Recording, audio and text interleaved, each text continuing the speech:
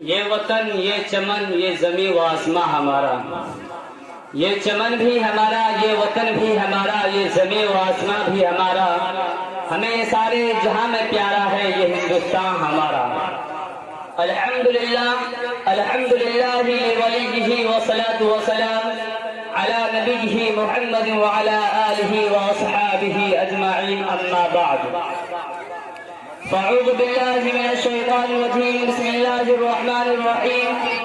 ان تنصروا اللہ ینصرکم ویثبت اقدامکم، وقال اللہ فی موضع آخر ولا تهنوا ولا تحزنوا وانتم الاعلون ان کنتم مؤمنین، صدق اللہ العظیم۔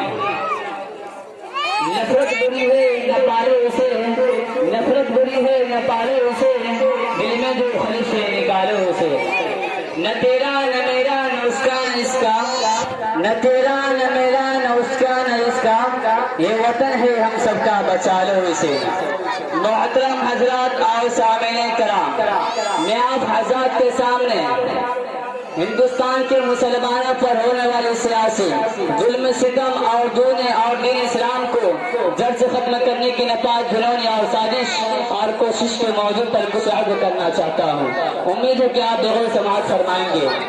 وہ ہندوستان جس کی حیرت کو داغ کو مسلمانوں نے اپنے خون جگر سے سینچا تھا، وہ ہندوستان جس کی آزادی کے خاطر بحر نہ آسان سرحد میں کود پڑے تھے اور موجوں سے کھیلتے ہوئے من دھاڑ تک جا پہنچے تھے، بے پناہ قربانیوں کے ذریعہ ان کو پروان چڑھایا تھا۔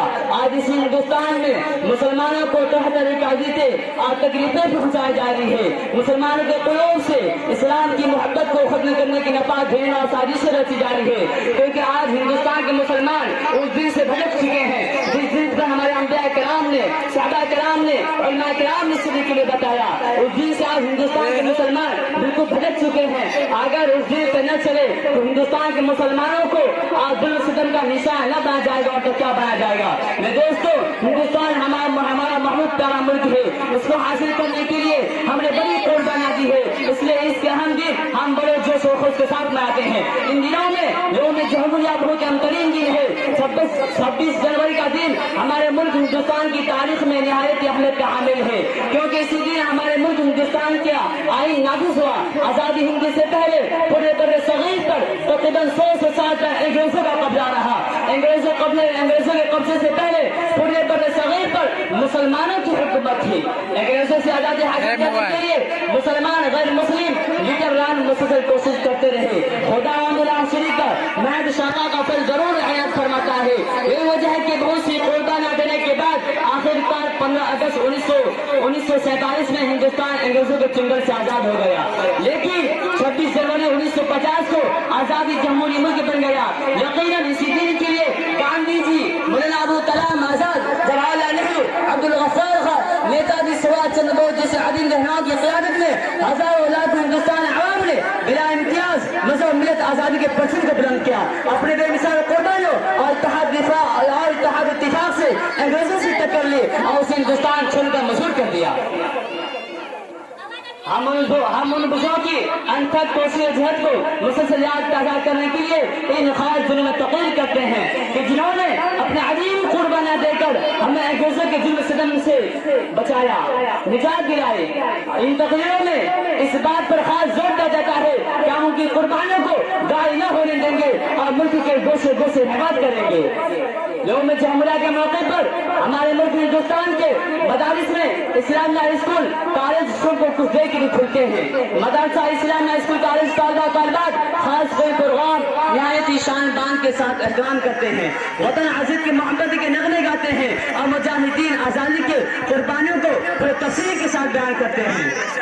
یوم جمہوریہ کے موقع پر ہمارے ملک ہندوستان کے شہروں میں، قصبوں میں، دیہاتوں میں سوائے سطح کا خاص خیال رکھا جاتا ہے، کیونکہ اسی دن ہمارے ملک ہندوستان کا آئین نافذ ہوا تھا۔ میرے دوستو، 1739 میں تو صرف ہندوستان آزاد ہوا تھا، لیکن 1950 کو آج 26 جنوری کا دن اسی دن ہمارے ملک کا آئین نافذ ہوا تھا، اسی لیے ہمارے ملک ہندوستان میں 26 جنوری کا دن جشن منایا جاتا ہے۔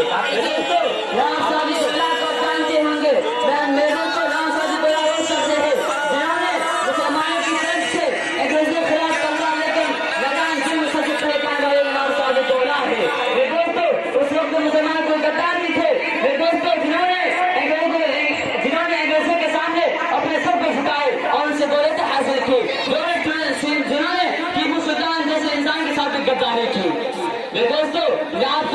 बाद ये बताता चलो कि हिंदुस्तान में अंग्रेजों ने कब आया और क्यों आया था।